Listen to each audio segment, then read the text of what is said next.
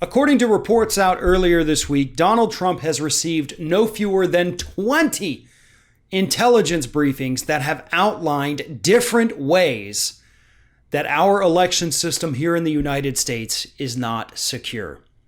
And so far, even though he's been briefed on it at least 20 times in recent months, he has done nothing. And he intends to do nothing about it. In fact, if anything, he's actually made it worse with what he's done to the U.S. Post Office. 20 briefings, intelligence briefings, since May. Do you know who else has received these same intelligence briefings? Joe Biden. Both of the presidential candidates from the major parties have been receiving these briefings. Joe Biden, unfortunately, has absolutely no authority in the United States right now and cannot do anything about the problem. Trump, on the other hand, does have the authority and could do something. You know who else does? Mitch McConnell.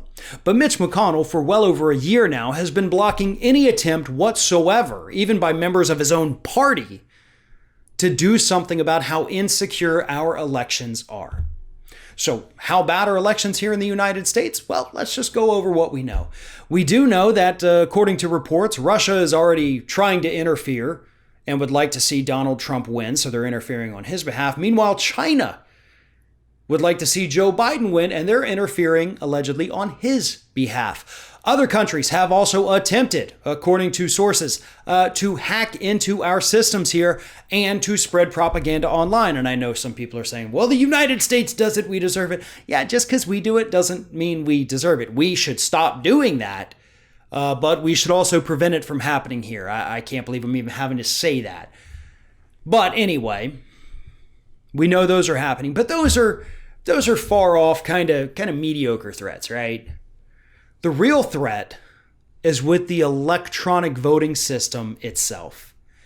Because for nearly 20 years, we have had good, solid evidence that the threat doesn't have to come from overseas. The threat can come from the person sitting at the office desk next to you with a computer.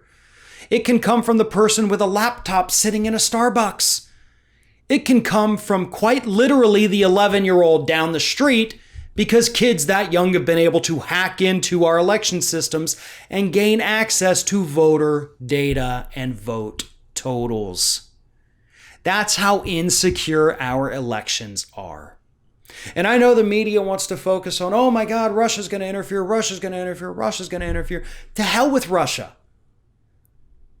Actual children are capable of interfering in our elections, and we're doing nothing about that. What makes you think we're going to do something about a nuclear superpower hacking into our system? We can't even stop frickin' kids from doing it. Because nobody ever takes this issue seriously unless, of course, we're like 2 months out from an election. Then suddenly it's a big deal. But then immediately after the election, we all just forget about it. And then, oh my God, the election, we didn't do anything again for the 20th election in a row. And it's still weak.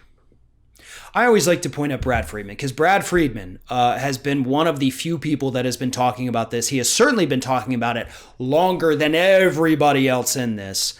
Greg Palast has also been out there doing it. Ari Berman, several years ago, kind of shifted his focus into this, so he's been really good about this. But Brad Friedman has 100% been the best, and he still is. And we have had him on Ring of Fire countless times. He's also a phenomenal person to hang out with in person if you ever get the opportunity. But we've known about this. And Brad Friedman and Palast and Berman, they've been out there sounding the alarm bells about this for decades. And we continue to ignore them at our own peril. Just like Trump is ignoring his intelligence briefings, telling him the same things. We have to stop only caring about election security when the election is right around the corner. This is something we probably need to devote a little bit of time and a hell of a lot of money every year to making sure that most basic fundamental of the foundation of our country is secure.